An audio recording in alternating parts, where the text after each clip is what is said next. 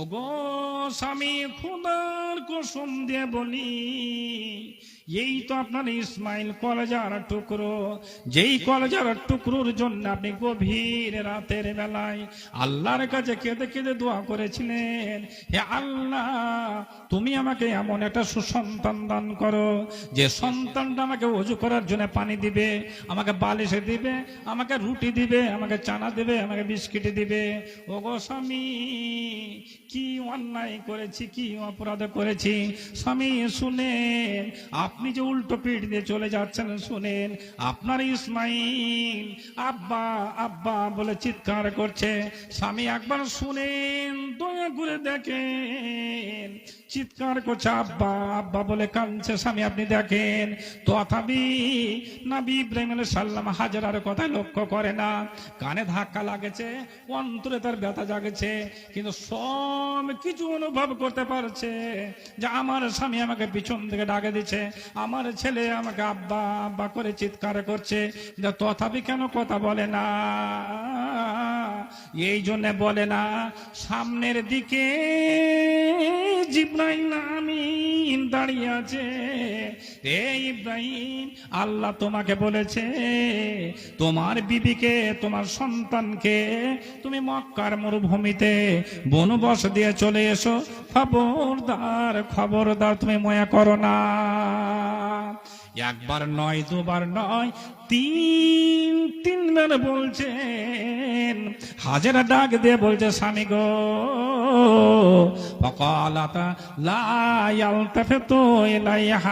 ও গো স্বামী, শুনেন শুনেন, জীবনে আপনার সঙ্গে কথা কাটাকাটি করেনি, জীবনে আপনার সঙ্গে কথার খেলাপ করেনি, জীবনে হেত কথা বলেননি, কিন্তু স্বামী আপনি শুনেন, কি জীবনে অন্যায় করলাম, কি নাফরমানি করলাম। স্বামী জঙ্গলে রেখে দিয়ে চলে গেলেন, এখানে লোক নাই, জন নেই, বাড়ি নাই, ঘর নেই, কোনো মানুষের সমাগম নেই।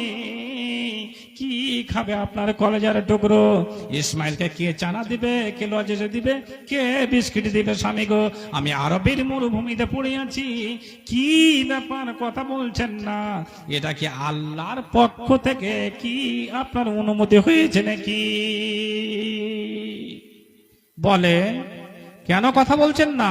এই জন্যে ইব্রাহিমকে বলা হয়েছে, ইব্রাহিম, তুমি যদি তোমার অর্ধাঙ্গিনীর দিকে তোমার ছেলেকে বনবাস দিয়ে আসতে বলেছে, আল্লাহর কোনো অনুমতি হয়নি, আর এই দিকে সামনে জিবরাইল আমিন দাঁড়িয়ে আছে, যদি তুমি ওই দিকে ডাক দিয়ে দাও, তাহলে তোমার নামটা যতক্ষণ আল্লাহ অনুমতি না দিয়েছে ততক্ষণ পর্যন্ত বিনা অনুমতিতে যদি সাড়া দাও, তাহলে নবীর খাতাতে তোমার নামটা যে রয়েছে, আর তোমার নামটা শুধু নবীর নামে নাই, তোমাকে আল্লাহ বন্ধু বলেছে, খালিল বলেছে।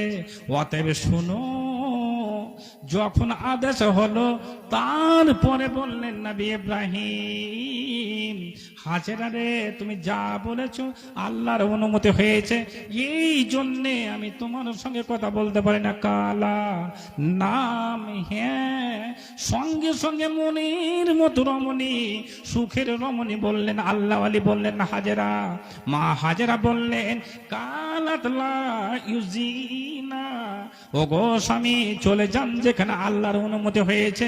অতএব আমার পাক্কা ভরসা, আমি বুকে ইমানি জাজবানি আমি বলছি, যেখানে আল্লাহর আদেশ হয়েছে রেখে চলে গেলেন, কোনো আমার এতে যাই আসে না। অতএব আল্লাহ আমাদের ছেলে আমাকে আল্লাহর হেফাজতে থাকবো, আল্লাহ হেফাজতে